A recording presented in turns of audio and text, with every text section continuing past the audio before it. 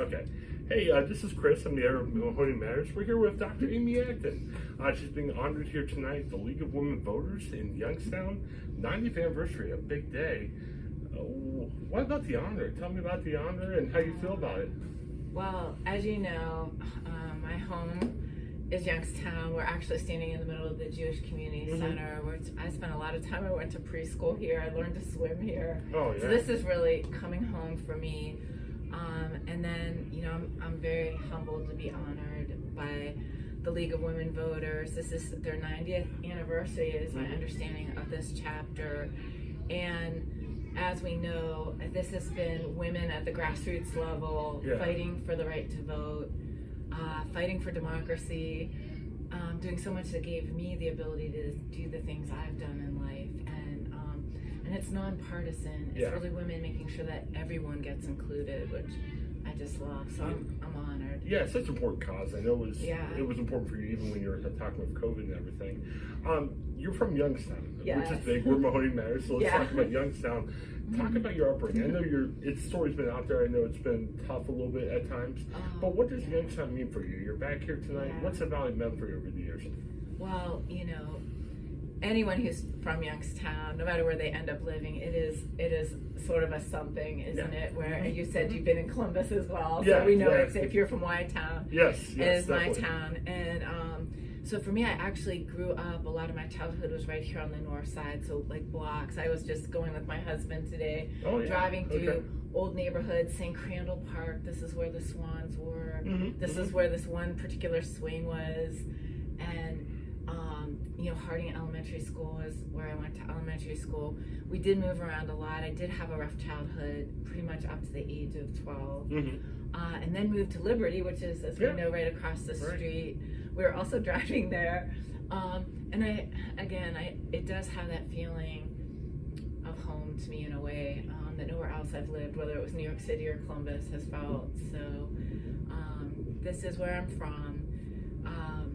I do think my childhood influenced me a lot, both the hard times and the things I went through, but also there were so many amazing people who would watch out for you. I've told stories about, like, there are neighbors who, when I would walk to school to Harding, that would make sure my brother and I had eaten breakfast or do things to help out. So so many memories I have of it's just the really communal aspect of it. And you're recognized from everything that's happened in the past couple of years.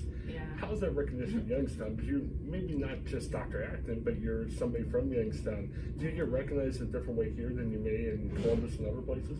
Absolutely. It's getting more so that way too. Like I don't always have time to do a lot of public speaking, but I've made it a point whenever I can do something for a Rotary or for Youngstown State, I'll come here. I did something for Mercy Health not too long ago. Northeast Ohio, in essence, I feel kind of affectionate from Pittsburgh to Cleveland. It just feels like home to me. But I can tell you the wonderful way people are being tonight. It's an honor to be treated with so much love. Definitely. One thing about COVID I thought was interesting. When COVID first happened, it wasn't anybody's fault in particular. I think a lot of people were scared because we had no idea what was going to go on. And obviously COVID had it was bad, it was tough, but it could have been so much worse. You had a calming presence about people because I know everybody, no matter how they felt about COVID, we're scared a bit. You had the easing presence on you. How hard was that for you? I think you're that personality, but there probably had been some days where you're like, oh my goodness, I have to really be nice. Or were you scared at times? Because we were scared and it seemed like you weren't scared. You know, I mean, everyone, we had kind of sensed that something was coming. I was fortunate enough to kind of get clued in early on. And I've told stories of how I was in the White House, like right as the stock market crashed for the second time. And, you know, there was a quote that became kind of famous the day, I think it was the day we did the stay-at-home order, where I said that I'm not afraid, I'm determined. And my husband is sitting here off to the side, but it was actually something he said to me that day as I was walking out the door. He's like, you're not afraid, you're determined. And I want people to know that it's not that you never feel fear, but courage is really about having that fear and being real about it, being vulnerable, but keeping going. And we would say, you know, the old quote about like, when you're going through hell, keep going, the Winston Churchill quote. The governor and I would say things like that. But there was a really strange calm I did feel, and maybe that's partly because I got to be in the middle and know what was happening and be a part of solving it, and that gives you such a sense of purpose. Cool. Well, I guess I'll stop there. Oh, okay, no worries. Well, and you showed, I think we've talked about this in the past few other interviews, you showed a lot of determination, because obviously some people were very excited about following guidance and some people weren't, and you showed guidance, you know, being around people that didn't always agree with you, and we appreciate that too. But fun question, we don't always want to be serious. You had the Dr. Amy Acton fan club, which I followed, and it was funny just to watch everybody because there's a lot of different reactions. A lot of people praising you, which was great. And then you had the Laverne and Shirley song. I'll put a link to it on the YouTube where someone did a Laverne and Shirley where they talked about yourself, Mike DeWine, John Husted. It was great. How did you react to all that? That had to be a little overwhelming at times. Well, I have to tell you, like, the joke about me, it turned out I had 55,000 Twitter followers, but I've never once tweeted to this day. So just to say, you know, I'm not on social media a lot. I was so busy, I often didn't see even the love or the hate. You know, a lot of it I'm still quite honestly discovering now, constantly being shown things or memes that were going on during that time. So, but my husband would pick out things, people would send letters, our mail rooms like that were larger than this room filled up with stuff people were sending to the governor, to the Ohio Department of Health. There was so much more love than hate. Good. The Laverne and Shirley, to me that still remains. The drawings, the floors of the State House, like every detail that they put was just, it was precious. There were cookies made and just things that people did, artwork. There was a Wonder Woman. We said not all heroes wear capes.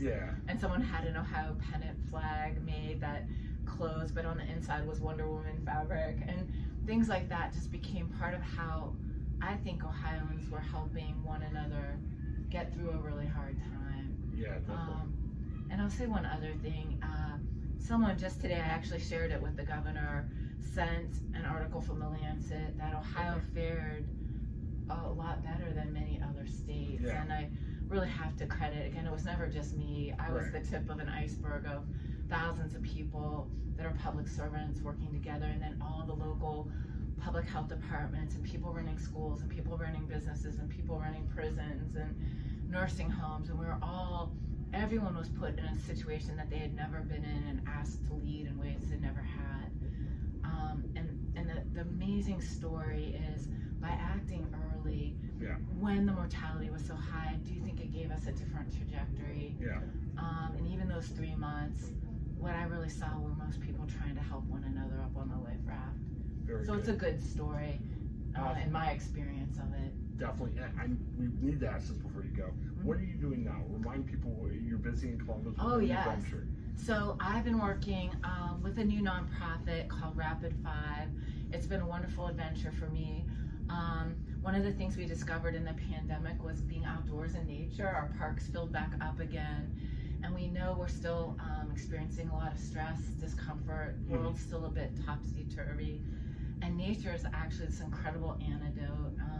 Being out, just smelling tree sap changes your biochemistry, states of awe, make people feel better. So I'm a part of a whole group of people who are trying to put more nature at the center of our lives and make us healthy.